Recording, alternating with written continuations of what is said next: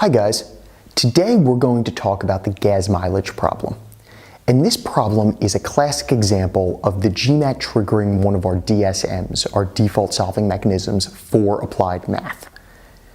And yet there are three higher level solution paths that we can engage instead. And so we're going to skip the math entirely on this one. In reading the question stimulus, there's a signal that estimation is going to be a very strong and viable solution path. And in fact, for most folks, estimation is the dominant solution path for this problem. Notice in the first sentence here that we are given the relationship between the efficiency for car X and the efficiency for car Y. And when comparing 25 to 11.9, 11.9 is a little less than half. Whenever we have a relationship that's a little less or a little more than a factor, that's a clear signal that the GMAT wants us to estimate. Now, we have an inverse relationship here between the efficiency of cars X and Y and the amount of gas they use. So if car Y is using a little less than half, or rather, if car Y has a little less than half efficiency, it's going to use a little more than double the amount of gas. And managing the directionality of estimation is essential to make full use of the solution path. So right off the bat, we have a sense that car Y is going to use a little bit more than double the amount of gas.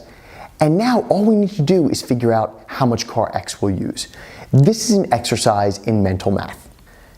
Instead, though, of dividing the 12,000 miles by 25, we want to build up from the 25 to 12,000. Ask ourselves, in a scenario type way, how many 25s go into 100?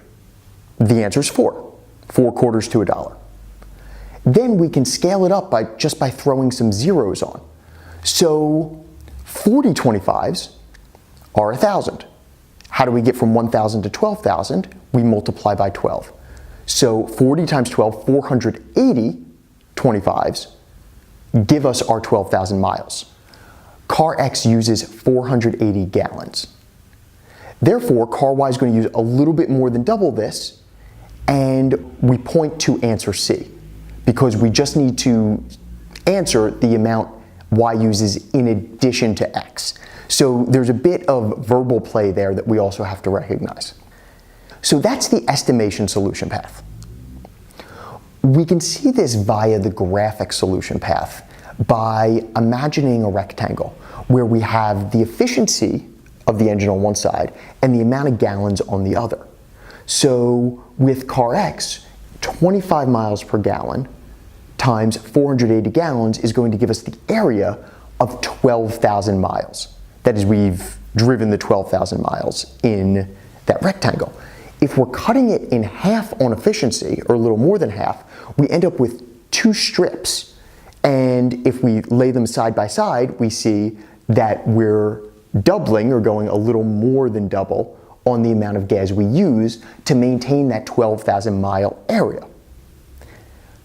Finally, we can look at this from a logical solution path, which overlaps a bit with the estimation. But the moment we know that Y uses a little more than double the amount of gas of X, we can also look at it and not manage that directionality and just say it uses about double. The only answer choice among our answer choices that is close but not exactly is C, 540. 480 is our exact number, and the A answer is way too low. It's not close enough to 480 to be viable. So here's an example where, while best practices have us managing the directionality, we don't even need to do that. For similar problems like this, take a look at the wholesale tool problem, the glucose solution problem, and for really good treatment of the graphic solution path, check out Don's repair job. There should be links to all three right below, and I hope this helps you guys on your way to achieving success on the GMAT.